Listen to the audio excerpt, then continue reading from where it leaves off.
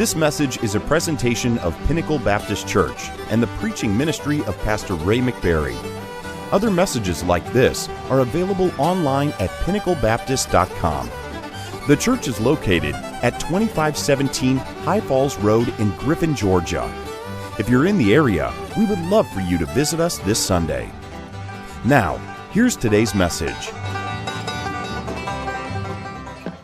Well, tonight we're going to be in Daniel chapter number 6, and it is, I suppose, one of the most famous stories in the entire Bible, Daniel in the lion's den. But before we get there, there are a couple of things I want to go back and fill in from last week that one of them you all asked about, and another one I intended to look up for you last week and forgot to do that. So I want to give it to you tonight, just in case you wanted it. Brother John had asked last week, did the city of Babylon still exist? And if so, what's the modern day name for it? So I looked that up for you, Brother John, because I did not know the answer to that one. The city of Babylon still exists today. It is the city of Hillah, Hillah, and it's, of course, there in the modern country of Iraq. It's 59 miles southwest of the city of Baghdad. So that'll give you a general idea of where it is on the map. Still around, it had actually been excavated as far back as the founding of the modern-day country of Iraq, which I think was 1920 or 1921. And it, of course, was considered a protected historical site because of its significance. And then, as we talked about a little bit last week, when Saddam Hussein came to power, he viewed himself as the reincarnation of Nebuchadnezzar himself, and he ordered a lot of excavations to be done in and around the ancient ruins there. Of course, over the centuries, a lot of the building materials that made up the ancient city of Babylon have all been taken apart piece by piece and used by local residents to build other things over the centuries before it became a protected site. So it's still there, and I found a few pictures of it online, so if you look it up, Hillah is the name of it, and you can find out a little bit more about it. I think the two greatest archaeological finds that they've discovered so far there, during the reign or the regime of Saddam Hussein, they discovered the Ishtar Gate, which is the one of the main gates. It's named after the goddess Ishtar, which was the number one goddess of the ancient Babylonians. Her name Ishtar roughly translates in English to Easter, from which the word Easter comes. And it has been very well preserved. And I know Saddam Hussein went to great extent to make sure it was protected during his time. Then they've also discovered, as we talked about a little bit, the part of the ancient palace of Nebuchadnezzar, including his throne room. And we talked, I think 2 weeks ago, about how large that throne room is that they've discovered, larger than anyone believed there were throne rooms at that time. But it was definitely large enough it could have had that 1,000 lords all feasting together in that one huge room that we talked about. So I think those are the two main archaeological finds they've made so far in that location. The other thing that I looked up from last week that I intended to give you last week and didn't have it with me was the actual date for the fall of Babylon. It is so exact, so precise as a historical fact, an event in time, that there are numerous ancient historians that all recorded the fall of Babylon, and the date comes down to October the 13th, 539 BC. So I don't know what else was going on around that time, but if you want to look it up in world history, it was October the 13th, 539 BC. All right, having said all that, we'll dig into Daniel chapter number 6. It's probably one of the chapters of the Old Testament that you remember from growing up because of the story of Daniel in the lion's den. I guess if you asked most any child what their favorite stories from the Old Testament would be, most of them would say David and Goliath, And right after that would probably be Daniel in the lion's den. Now, I know Caleb's favorite back there is Samson, but Daniel in the lion's den ranks right up there with one of the favorites of all time. So tonight we're going to see the story of Daniel in the lion's den, but I hope that we'll fill in some of the skeleton with put some flesh on it with some information you didn't already know, and maybe it'll make the chapter come to life a little more even than it already has from your childhood. So Daniel chapter 6, beginning in verse 1. It pleased Darius to set over the kingdom 120 princes, which should be over the whole kingdom.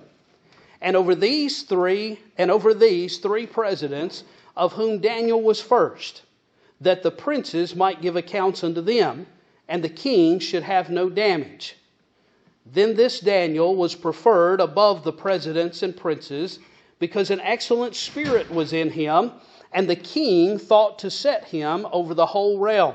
Now, we need to stop right here and let's do a little bit of background. We know that in chapter 5 we have the fall of the Babylonian Empire, or at least the city of Babylon, which was the capital. And the fall of Babylon really is going to mark the fall of the entire Babylonian Empire, because what happens after the city falls is that piece by piece of the entire Babylonian Empire falls under the control of the Medes and the Persians also. So it's kind of like the domino effect, and by the time it ends up, the Persians, along with their Mede allies, have conquered virtually all of the previous Babylonian Empire, plus some other territory that the Babylonians had never conquered. And so the Persian Empire actually becomes the largest empire up to date in the ancient world at that time. It was even larger than the Babylonian Empire. In fact, it is said to have stretched all the way from modern Turkey, all the way through Iraq, Iran, and all the way into the country of India today. So that's a huge swath of territory, and it went as far south as down into Egypt. So that's a huge, huge empire, the Persian Empire. The Persian Empire, we're told in Esther chapter 1 and chapter 8, was divided into 127 provinces. That's the whole Persian Empire. This particular province we're talking about is the province of Babylon. So, like we have New York, New York, this would be Babylon, Babylon. The city of Babylon in the province of Babylon. As we begin reading in chapter 6 here, we're still talking about Darius. But as we talked about last week, Darius was not the ruler of the Medo-Persian Empire at this time. It was a king named Cyrus the Great. Cyrus the Great had actually been prophesied by Isaiah many years before this, that would come on the scene. A ruler named Cyrus the Great. In fact, when Isaiah prophesied that, it was more than 100 years before Cyrus ever came on the scene. Just another proof that Scripture is truly of God. So when it says here in chapter 1 that Darius was the king, for a lot of secular historians, this has caused great problem, because they have used this to say, see, the whole story of Daniel is wrong. It's wrong historically, so it couldn't be accurate. Therefore, you ought to discount all the rest of what's in the book of Daniel. In reality, this person, Darius, was probably, like we discussed last week, one of the generals, or the main general, who was involved with the siege of the city of Babylon. It was he who masterminded the diverting of the waterway, the river, the Euphrates, north of the city, so that they could go under the walls there, under the gate where the river entered the city, and then thereby, in the middle of the night, capture the city before anyone even knew what had happened. This Darius, the name Darius is probably, like we discussed last week, more a title than a person's name. Kind of like the Caesars. Julius Caesar, well, Caesar was just a title. The word Caesar literally meant king. So Darius was probably more the title of this man than it was his name. The fellow from history that is believed to be this Darius, who conquered the city of Babylon, his name has come down through history as Gobrias Histanes. And I'll spell it for you after we're through if you want to know how to look it up to do some work on your own.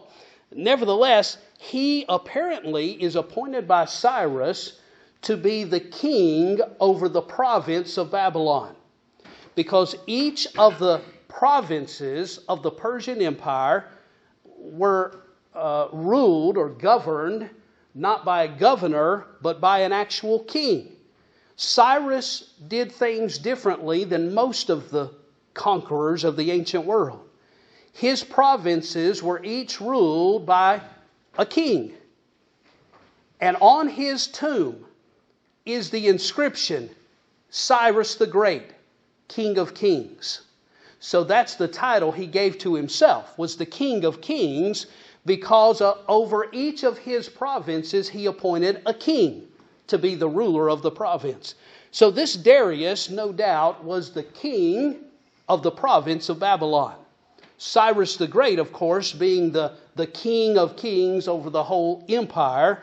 And later on in time, Darius is removed as the king of the province, and Cyrus personally assumes rulership over the province of Babylon, as well as his other duties as well, running the entire empire. But this is the Darius we're talking about. He is said to have appointed 120 princes to be over the kingdom, that is, over the province of Babylon. These 120 princes would have been the bureaucrats to help run the province. They're appointed by him, so they are loyal to him. That's the way it worked in the ancient world. And when you look at what goes on in Washington today, we haven't gotten a whole lot farther from that today. Although I think our current president is trying to still weed out some of those who are not loyal to him. But there were 120 princes appointed as the bureaucrats to oversee the province. Over those 120 princes were 3 presidents. These would have been commissioners of sorts who were, the 120 would have reported to these 3. And of the 3, we're told here that one was considered more outstanding than the other 2 presidents, and that being, of course, Daniel. We have an explanation of why that was. It says this Daniel was preferred above the presidents and princes because an excellent spirit was in him, and the king thought to set him over the whole realm. You know, it speaks a lot for Daniel that here he is, first of all, under the Babylonians, and then under another empire, and he apparently is such a good man as well as a good official, that even though the last king, who just got his head removed from his body, is gone, the new king sees something in Daniel that makes him want to keep Daniel in charge. And so Daniel, who was the 3rd in line in Babylon just the day before, is now the number 2 man in the province of Babylon, directly under Darius himself. Darius thought a lot of Daniel. I can think of at least one other person in the Old Testament that has a very similar story. That would be Joseph. Remember, Joseph, everywhere he went, even though he was a slave or a servant, he always had the respect and the trust of whoever he was serving. And he ended up getting promoted each time because of it. They were servants with servants' hearts, and as a result, they were exalted. In that regard, Daniel and Joseph are good types or shadows, symbols of Jesus himself, who made himself a servant, though we know Jesus is now exalted and seated at the right hand of the Father. So here's Daniel, the number 2 man in the province of Babylon. Verse 4. Then the presidents and princes sought to find occasion against Daniel concerning the kingdom. But they could find none occasion nor fault. For as much as he was faithful, neither was there any error or fault found in him. Boy, that's quite a compliment to say about anyone. They wanted to find an error with him. They wanted to find something wrong with him. But they couldn't find anything because he was such a faithful man. Boy, if that could be said of us all, we'd all do well. Even his enemies couldn't find something to say about him that was bad. That's quite a testimony in itself. You say, well, why were they trying to find something against him? Well, there are a number of possibilities. We can only speculate. It could be the fact that he was, by this point, much older. He had to have been in his 80s at this point. Maybe they thought they needed somebody from the younger generation in charge with a different perspective on things. Or maybe it's because they resented the fact that Daniel had been under Nebuchadnezzar and his family, and now he's still in charge, even though the Persians have taken over. Maybe the Persian princes were a little bit offended, as well as whatever Babylonian princes had been elevated to status as well. Nevertheless, they were jealous of him for whatever reason and wanted him gone. And so they set about to do it. Verse 5, then said these men, we shall not find any occasion against this Daniel, except we find it against him concerning the law of his God. They said, we're not going to find anything at fault with this man unless we can find something related to his worship of his God. Now, that's quite a witness as well. That's quite a compliment. His faithfulness to God was so set that everyone knew he was faithful to his God, and they knew that if there was a way to trap him, it was in his dedication, his faithfulness to God. Because they knew that if they could somehow get a conflict between the two, he would be faithful to his God above anyone or anything else. Boy, I sure hope people think that about the preacher. I sure hope people think that about each of us. Their dedication to their God is so strong, so unequivocal, that if there was any conflict between their relationship to their God, they'll choose God over whoever and whatever else there is. That's the way it ought to be for each of us. I'm afraid we're coming under more and more persecution even in America today. And I know that we have a whole lot easier than any other place around the world perhaps. But as time goes along and the pressure intensifies and the heat is turned up on Christians, I'm afraid if we don't decide now that when the day comes that we will have to make a choice whether to serve Caesar or Christ, I hope we will have already made the choice before we get to that day. As my youth pastor used to tell us when we were young people, and as I've tried to tell my own son and him growing up, you don't want to wait until you're in that position to do wrong to decide what you're going to do. Go ahead and decide now what your convictions are and what your choice will be, so that when the time comes and the choice is in front of you, you will have already made the decision long ago. It'll just be a matter of doing it. Daniel apparently had already committed to God. No matter who or what got in the way. And they knew that was the only possible way they were going to find something where they could bring about his downfall. Verse 6. Then these presidents and princes assembled together to the king, and said thus unto him, King Darius, live forever. All the presidents of the kingdom, the governors and the princes, the counselors and the captains, have consulted together to establish a royal statute and to make a firm decree that whosoever shall ask a petition of any god or man for 30 days, save of thee, O king, he shall be cast into the den of lions. Now, O king, establish the decree and sign the writing, that it be not changed according to the law of the Medes and Persians, which altereth not. Wherefore King Darius signed the writing and the decree. First thing we see here is that they all come together to speak to the king. I'm sure that it wasn't all 122, plus however many others were with them. They surely appointed their own spokesman to go before the king. But look what they said in verse 7.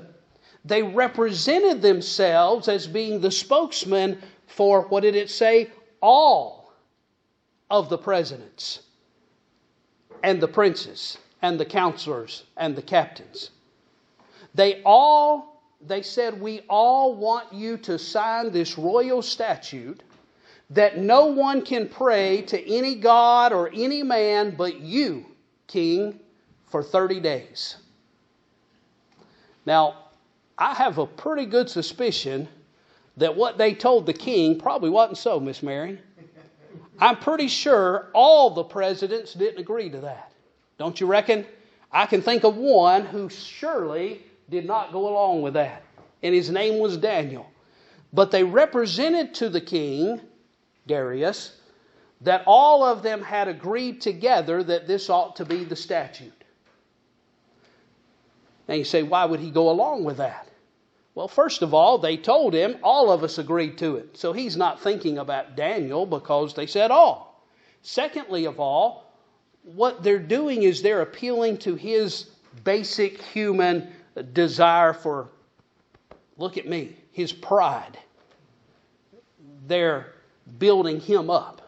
They're saying, King, we want you to make the decree that no one can pray to any man or God but you for 30 days. Well, you mean the folks in my kingdom think enough of me that they want to treat me like God? I'm sure it was appealing to his flesh, his pride. So they knew what they were doing. They were pretty crafty. I think we could say pretty cunning. Number one, they had found a way to get at Daniel because they knew how Daniel would respond. Number two, they were appealing to the king's own fleshly pride, so they figured they could probably get him to go along with it. These were some cunning, crafty men. Behold, your adversary the devil as a roaring lion walketh about, seeking whom he may devour. The devil's not a dummy. He may be a lot of things, but he's not dumb. And these men who were following the devil, they weren't too dumb either. So they asked him to sign the decree. Look at verse 8. Sign the writing that it be not changed according to the law of the Medes and Persians, which altereth not. You see, it was part of the law of the Medes and the Persians that once the king signed a law, a royal decree, it could not be changed by anyone, even the king. We see this also played out in the story of Esther in the Old Testament, where the Persian ruler makes the law that the wicked Haman talks him into.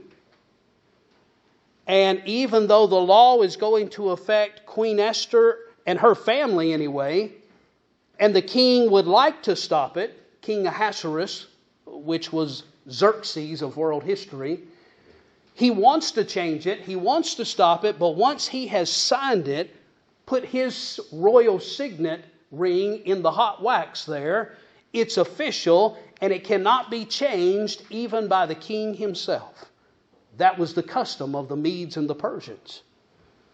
This is a very different scenario than the Babylonian form of government we saw under Nebuchadnezzar.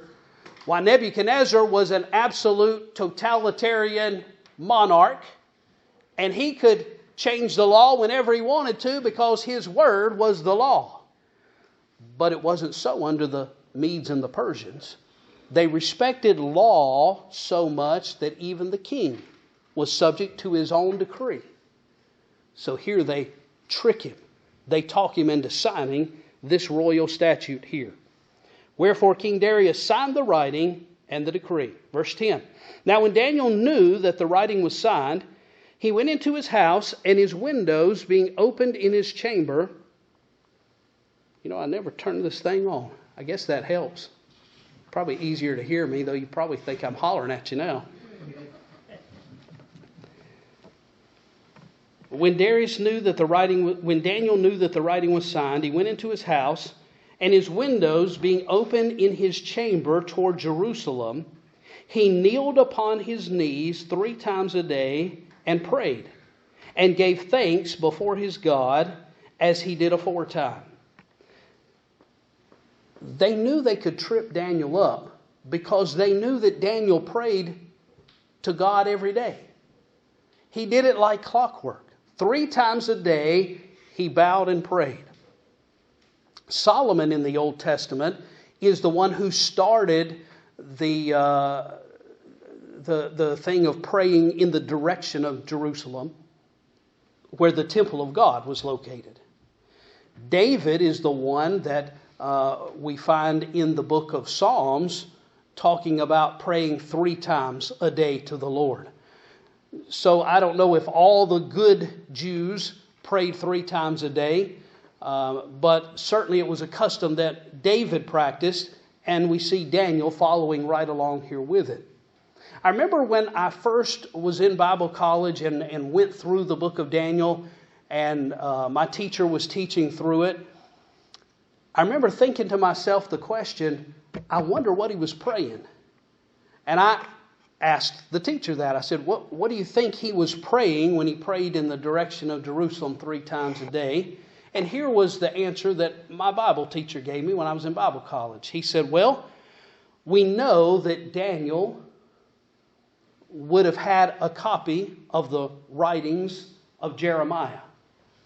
The prophet Jeremiah went into captivity right along with Daniel, Shadrach, Meshach, and Abednego. He lived in Jerusalem at the time that Nebuchadnezzar besieged the city of Jerusalem originally.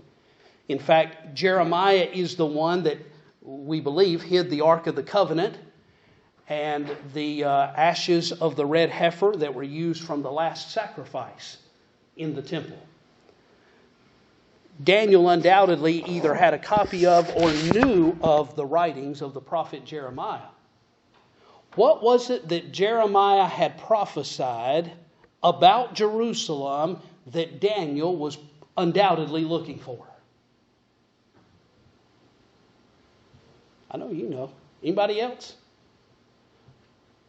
What did Jeremiah prophesy before Judah ever went into captivity? You remember? To put your thinking caps on. Brother John is right.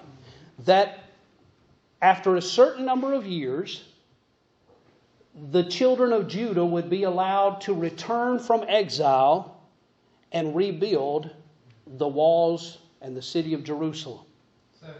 70 years. Thank you. That's it. And so here is Daniel. He would have been a young man, probably in his teenage years when they first went into captivity. Here he is now an older man in his 80s.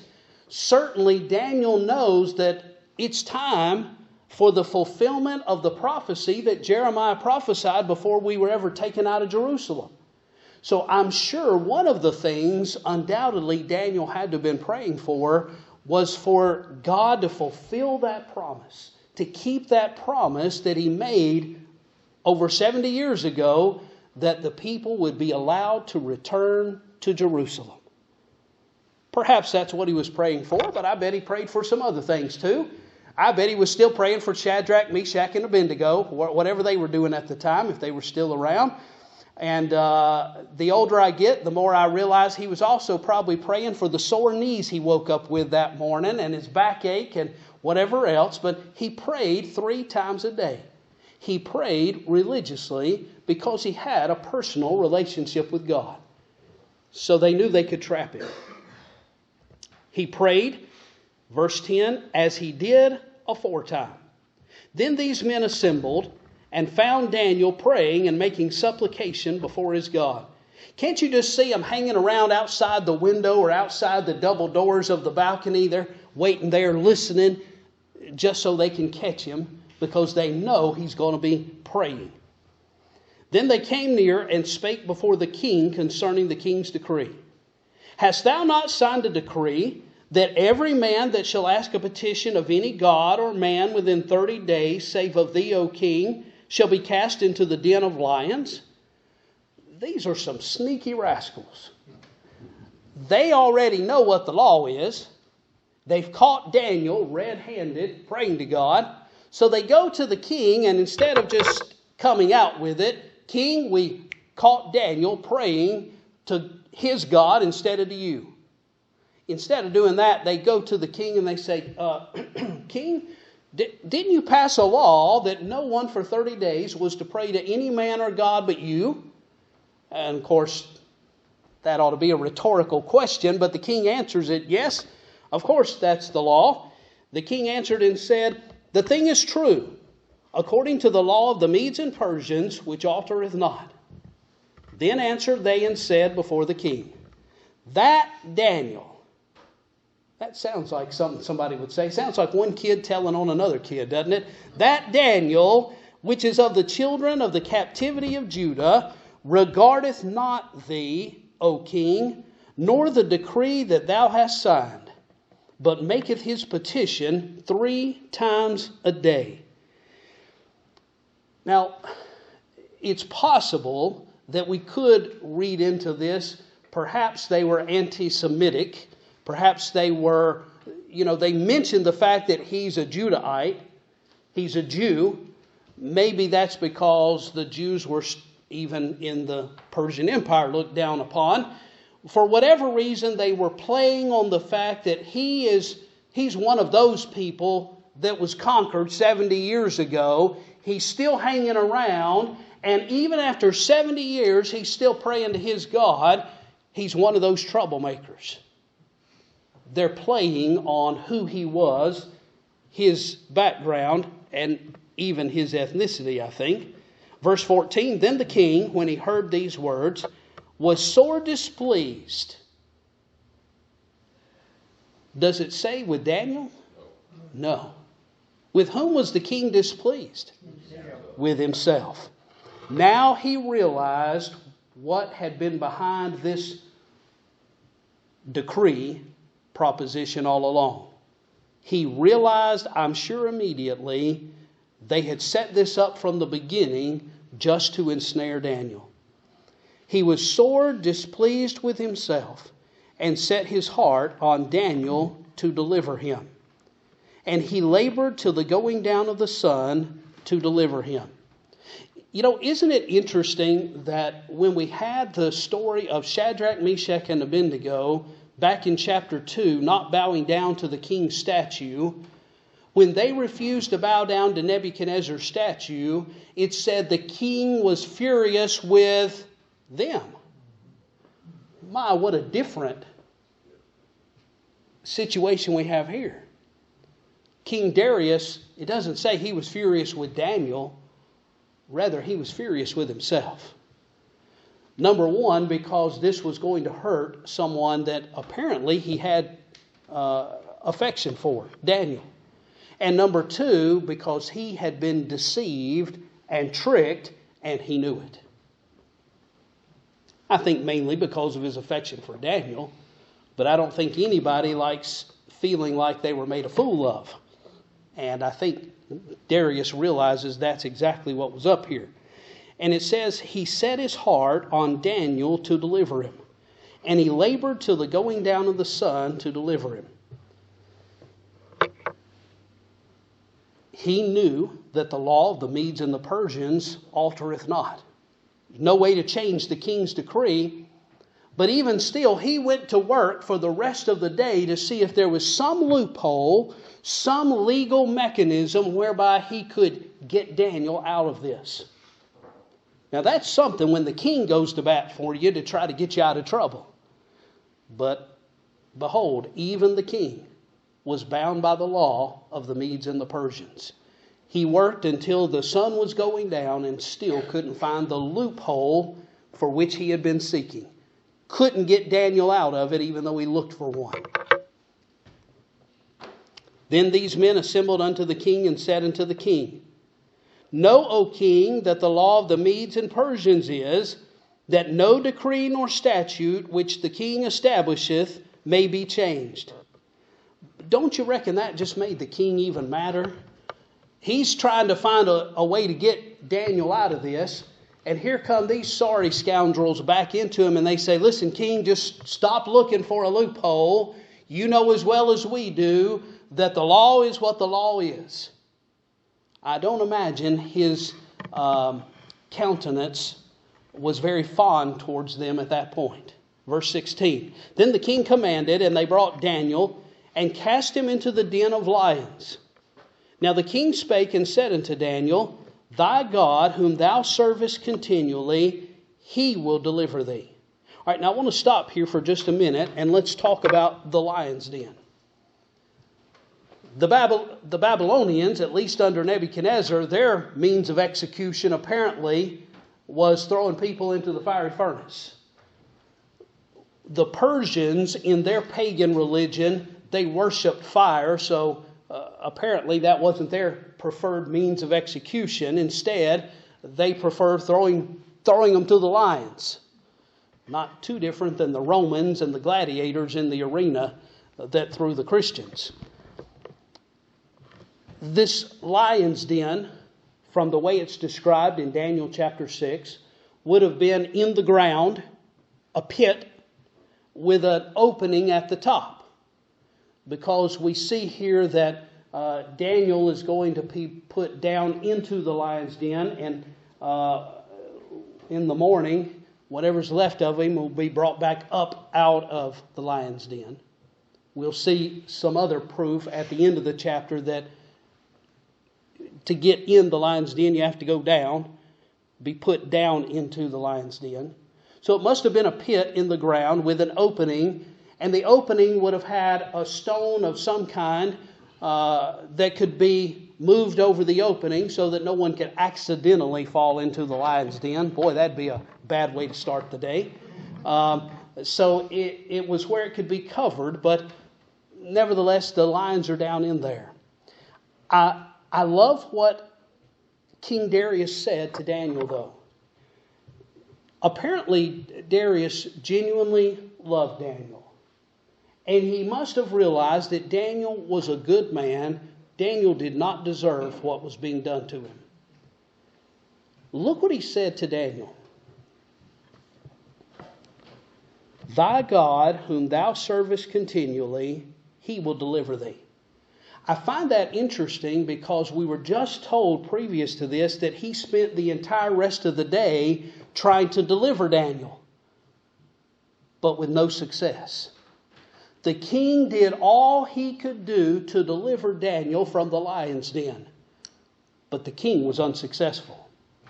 I think if we could read this the way Darius probably said it to Daniel face to face, Daniel, I failed you. I have not found a way to deliver you from the lion's den. But the God you serve, the one that you pray to every day, he's able to deliver you. I think that says something about his affection for Daniel and also about his belief that Daniel had a special relationship with God. I don't know how much he knew about those things in the past with Nebuchadnezzar. I'm sure he knew some of it. But he's about to find out who Daniel's God is personally, not just from the storybooks and the official records. Verse 17, and a stone was brought and laid upon the mouth of the den. And the king sealed it with his own signet and with the signet of his lords, that the purpose might not be changed concerning Daniel. So apparently when they moved the stone or whatever it was that covered this, there was a place with hot wax that was poured where the covering and the opening came together. With that hot wax, when it hardened, it would have to stay there until the king ordered that seal to be broken. He put his ring down in it with his emblem. Whoever was the head over the princes did the same with his ring. And it says the reason was that the purpose might not be changed concerning Daniel. I think that those princes probably had some concern that the king might send somebody in the middle of the night to come get Daniel out, because the king loved Daniel and they knew it. So his seal was on there, and so was their seal. In the morning, the seal of hot wax that hardened had to still be intact, meaning that both of them had left it intact. Verse 18, then the king went to his palace and passed the night fasting. Neither were instruments of music brought before him, and his sleep went from him. He obviously cared a great deal for Daniel. He didn't sleep all night long. Some of us have problems sleeping, but that wasn't the case here. He had problems sleeping because he was worried about Daniel and he loved him. He didn't even want music brought into him to soothe him and put him to sleep. Verse 19, then the king arose very early in the morning and went in haste unto the den of lions. I don't imagine that a Persian king felt like he had to do anything in haste. I mean, after all, everybody waited on the king. The Persian rulers were infamous for being in complete command, everybody bowing down to them. So for him to do anything in haste showed that it was his choice to do it in haste. He rose up early. I don't imagine he had slept any anyway. So as soon as he could technically consider it morning, he got up and went in haste to the lion's den. I'm sure it must have been quite an effect upon the guards that were constantly with him to see the king going in a haste down to the lion's den.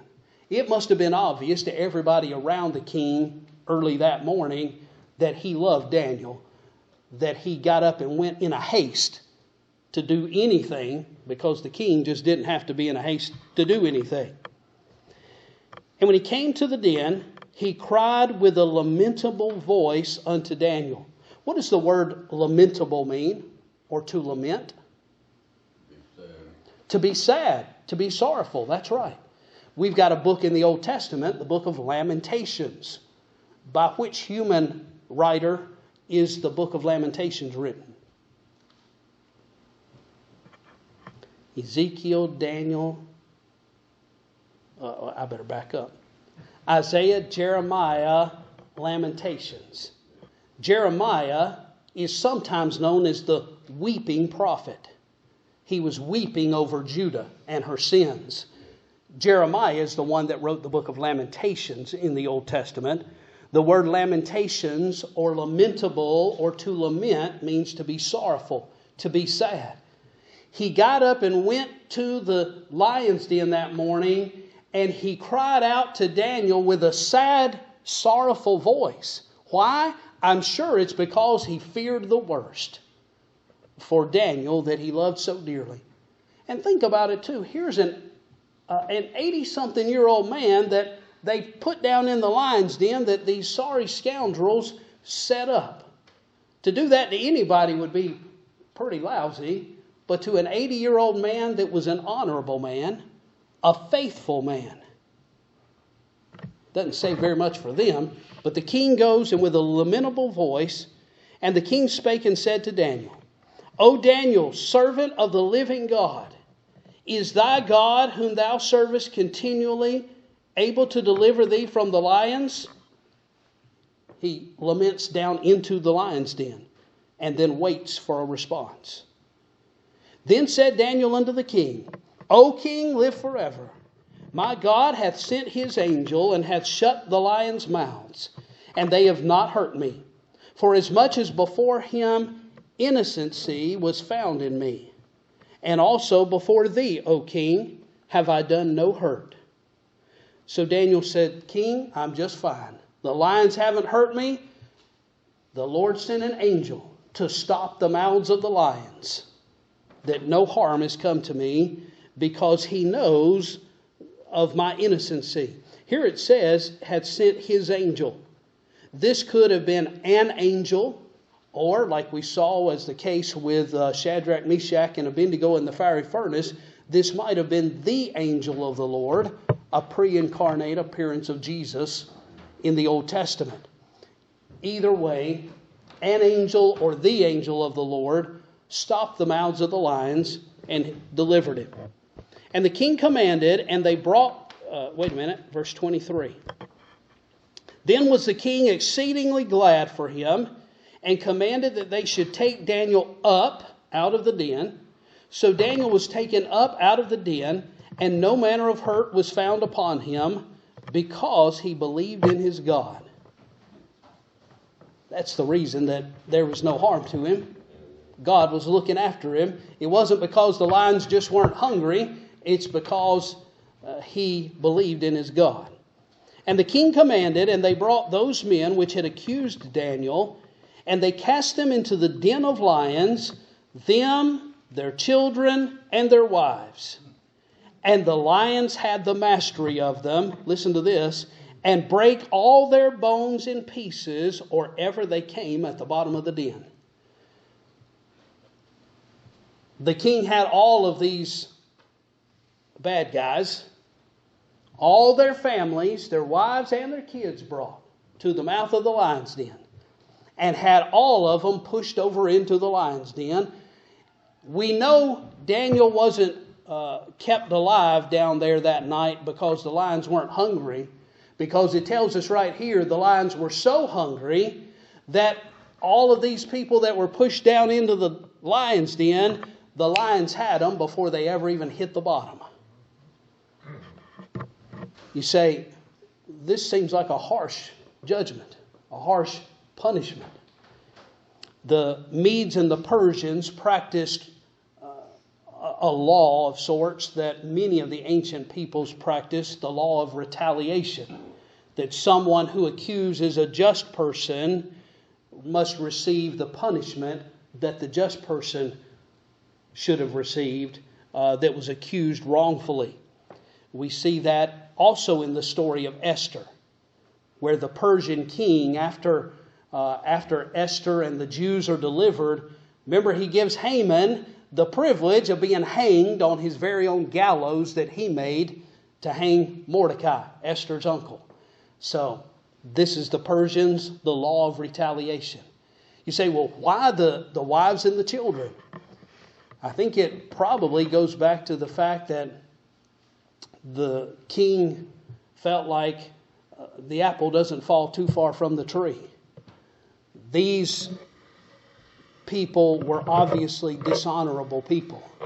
They were more than likely raising their families in the same despicable, dishonorable lifestyle that they lived. And the king just wanted to be rid of all of them. He didn't want them around because he couldn't trust them. And so he had all of them put down into the lion's den. This is different, though, than what God says in the Old Testament, where only those who are guilty are to be punished. But there are usually consequences for sins even upon the loved ones of those who have done no wrong. Miss Mary? I think that happens a lot in the Old Testament about different ones. They throw their families in with it. Look at Achan. They took care of him and his family. That's right. We mentioned him this morning too in passing. So I think this was the king's way of getting rid of some future problems. Right. All at the same time. Verse 25, Then King Darius wrote unto all people, nations, and languages that dwell in all the earth, Peace be multiplied unto you. I make a decree that in every dominion of my kingdom men tremble in fear before the God of Daniel. For he is the living God, and steadfast forever. And his kingdom that which shall not be destroyed, and his dominion shall be even unto the end. He delivereth and rescueth, and he worketh signs and wonders in heaven and in earth. who hath delivered Daniel from the power of the lions. This is a very similar message to what Nebuchadnezzar said at the end of chapter 4, where his senses were returned to him. A very similar statement made by a Persian king, just like the one made by the Babylonian king. God has used Daniel in a mighty way. He's served two different empires, and kings and rulers of both empires, because of his testimony, have been brought to the point of realizing that his God is the true and living God. That's quite a life for anybody to live. One of those would have been more than enough living for any one person, but Daniel now has experienced this, and the Lord has used him in the lives of two kings. Well, there were some other kings, including Belshazzar, though his end, I don't know that he ever accepted what God said. But here we have here in verse 26, he's making this a decree. It's actually a little different than Nebuchadnezzar's statement. Nebuchadnezzar said he praised and extolled the virtues of the God of Daniel. But here, Darius goes a step further, and he says, I make a decree that every man in my kingdom tremble and fear before the God of Daniel. So he is more or less ordering that everyone fear and worship the God of Daniel. That's a little step further than even what Nebuchadnezzar had said. It's just proof that man can do all man wishes to do, but if man as an individual or even as a kingdom bumps up against God's purposes, they will all come to naught, because God is sovereign in the affairs of men. Man might think he's sovereign, but he's not sovereign. In this story, we have another example of man thinking that he can elevate himself to the position of God by decreeing that for 30 days no one could pray to any man or God save the king. You know, in some respects, this is exactly what we have in our own country today. We have a government that has set itself up and wishes for everyone to pray to the government, to come to the government anytime they need anything, to worship the almighty state. It's not a whole lot different today than what we read in this passage. But any time man or man's government seeks to put itself in the place of God, that's a dangerous place to be. For God is sovereign. It might appear for a time that man is sovereign, but man is not sovereign over God. God is sovereign.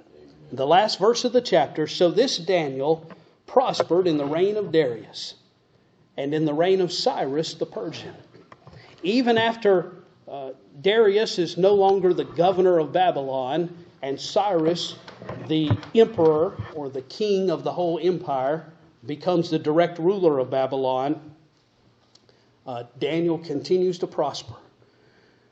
We will come to a point where Daniel will no longer be serving apparently in an official capacity, but we will still see him worshiping God and praying for the restoration of Jerusalem.